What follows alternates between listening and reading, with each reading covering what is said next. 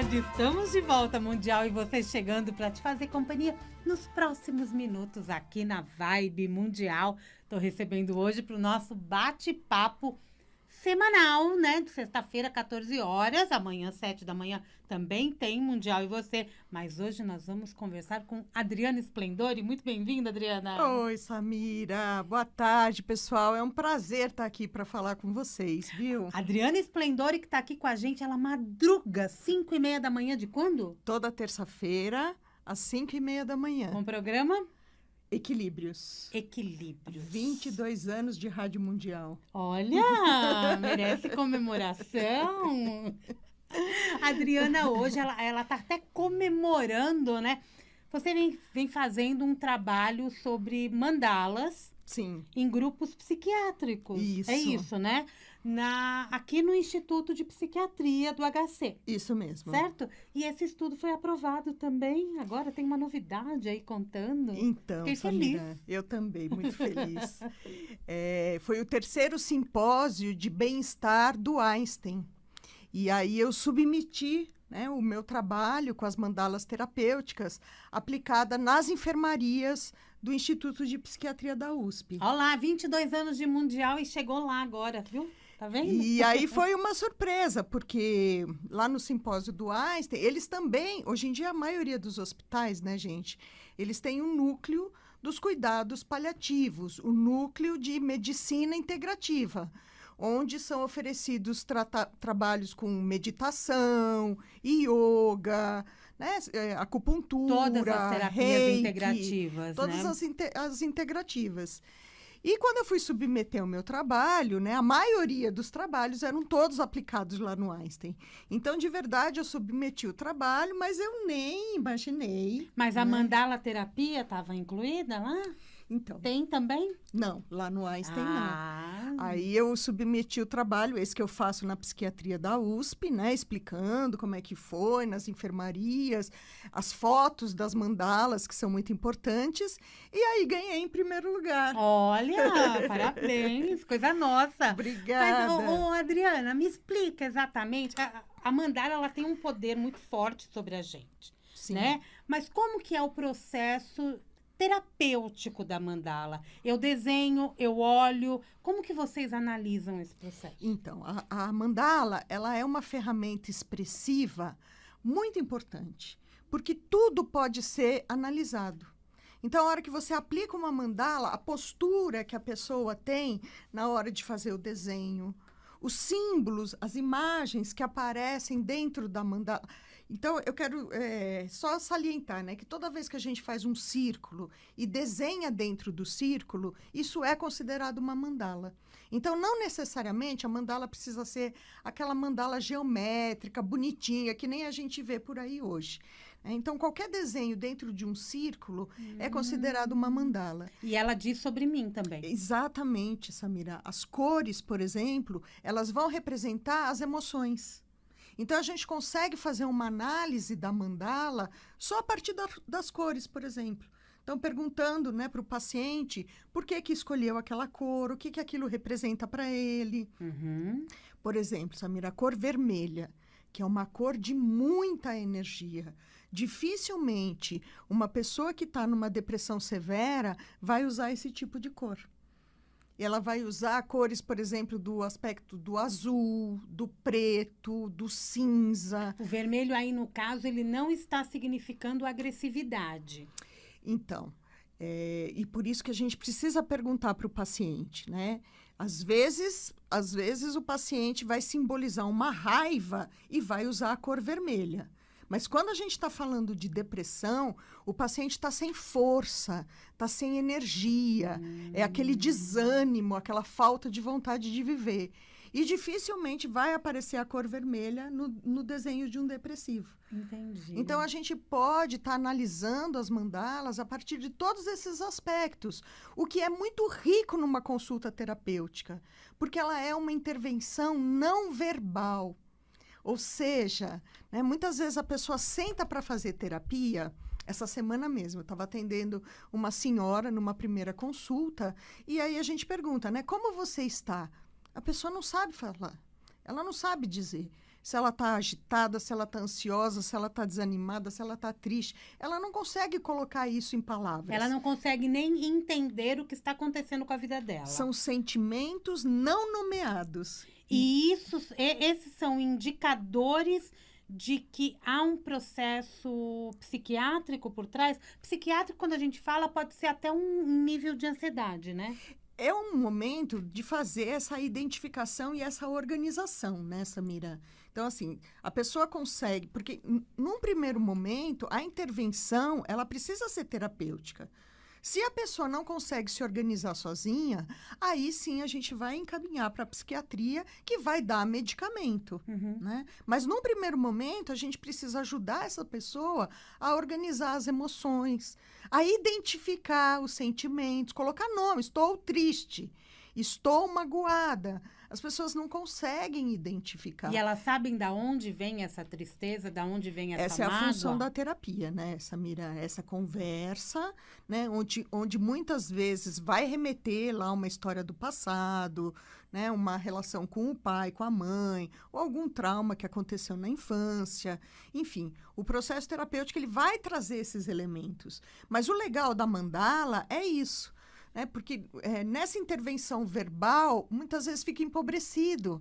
A gente pega, por exemplo, um paciente adolescente, tá tudo bem? Tá. O que você está sentindo? Nada. Não consegue, não rende. Né? A terapia falada, ela não rende. E a gente utilizando uma ferramenta expressiva, fatalmente no desenho, vai aparecer alguma coisa que está incomodando.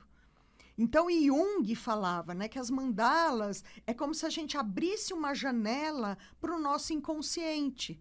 Muitas vezes a gente, né, nem tem ainda, né, o entendimento do tamanho daquele sofrimento, mas vai aparecer no papel. E aí a gente vai analisar tudo.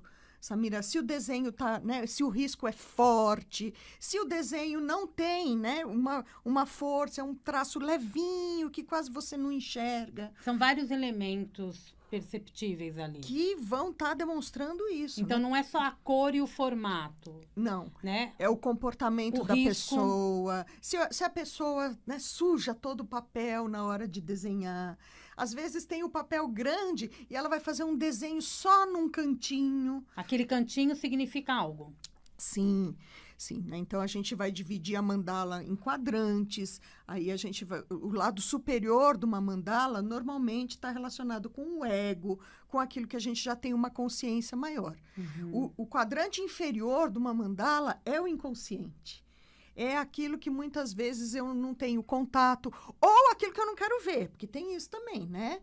A gente adora varrer os problemas para baixo do tapete, né, gente? A gente adora fazer de conta que tá tudo bem e vamos levando. Aliás, nós mulheres somos as campeãs de fazer isso. Faz de conta que tá tudo bem, faz de conta que tá tudo bem. Vamos indo, vamos indo, vamos indo. Só que chega uma hora que aquilo explode com uma força enorme. Vamos lembrar de Freud, gente, que falava tudo aquilo que é reprimido, tudo aquilo que é recalcado dentro da gente, em algum momento vai surgir com uma força descomunal, a força de um vulcão. E aí ele pode surgir como doença. Se não for organizado, a gente vai somatizar, né? Por isso as doenças psicossomáticas, nos órgãos de choque. Então, para um Quais é o são? estômago, o outro vai ser a pele, né? O outro é o pulmão. Cada um funciona de um jeito, né? O outro congestiona o intestino. E aí a prática, né, da medicina tradicional chinesa já interpretava isso, né? Então, a ansiedade vai fazer um estrago no estômago, a tristeza vai prejudicar o pulmão, o medo, né, muitas vezes vai congestionar rim, intestino, mas principalmente o rim. Então, a gente vai fazendo uma análise, né, do estado emocional desse paciente. E o bacana é que com o desenho mandálico, a gente consegue mensurar a evolução do paciente. Porque, por exemplo, Samira... Eu começo de um jeito e no meio do tratamento eu já estou de outro. E está expressado no desenho. Porque se você faz uma meditação, aí eu pergunto, você está se sentindo bem? Você vai falar, sim, eu estou. Mas como é que a gente vai mensurar esse sim, eu estou me sentindo melhor? Quando você coloca o papel e os lápis Exato. perto desse paciente. A hora que a gente faz um desenho, na forma do desenho, você vai observando essa evolução. Adriana, a gente passou o mês passado aí falando muito sobre suicídio. Sim. Né? No Setembro Amarelo, Sim. a gente já está em outubro. Sim. Mas essa questão, existem indicadores muito fortes que já demonstram que esta pessoa está próximo a pensar ou já pensa no suicídio? Por incrível que Cores pareça... escuras, talvez? Por incrível que pareça, a pessoa ela não vai ter vergonha de falar do suicídio. É mesmo? Ela vai falar. A gente que não fala, né? Olha, isso foi uma... Eu Que estou já há loucura. 10 anos lá no Instituto de Psiquiatria e eu vou confessar que isso foi uma resistência minha. A hora que eu cheguei lá, eu tinha vergonha, ficava incomodada de conversar com os pacientes, de perguntar para os pacientes se eles já tinham tido tentativas de suicídio. Mas qual não foi minha surpresa, né? Quando você vai conversar com esses pacientes, eles reagem assim, já! Ih, 3 vezes! Naturalmente. Naturalmente. Porque a ideação suicida, gente, não é uma coisa que aparece de uma hora para outra. Ela vai sendo construída dentro da mente. Então, a pessoa ela vai começar a falar assim, olha, eu tenho vontade de desistir de tudo, eu não tenho mais alegria de viver. Então, ela vai dando aí indicativos de que ela não está bem. E a cor preta, né?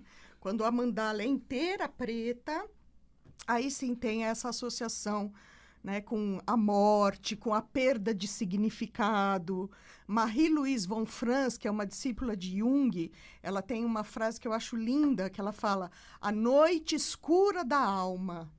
Todos nós, em algum momento da vida, a gente vai passar pela noite escura da alma. A gente vai ter problemas, a gente vai ficar triste, né? A gente vai ter uma perda, né? Nesse momento de Covid. Quantas perdas, né, Samira? Sim. É difícil elaborar esse luto. E aí que tá. Né? Então, a pessoa que tem mais resiliência, que tem no que se apegar, ela consegue superar esses momentos. A pessoa que não tem uma conexão com ela mesma, ela não consegue. Ela não consegue. E por mais que a vida esteja linda, maravilhosa, gente, vamos lembrar daquele Anthony Bourdain, que era um chefe de cozinha, 55 anos, no auge da idade, lindo, maravilhoso, tinha um programa na televisão de culinária de sucesso, tinha uma banda de rock, tinha uma namorada e, se não me engano, ele estava em Paris, algum lugar assim. E mesmo com todo esse sucesso, mesmo com dinheiro, mesmo com uma vida, né, maravilhosa, ele se suicidou. Maravilhosa perante aos nossos olhos, não né? É? Então, a gente tem que entender que a depressão, ela vai corroendo a gente por dentro. E a gente não vai tendo mais significados. Por isso que um instrumento que vai promover essa conexão, ela é muito importante. E a mandala, ela vai conectar a gente com a gente mesmo. Vibe Mundial 95 FM.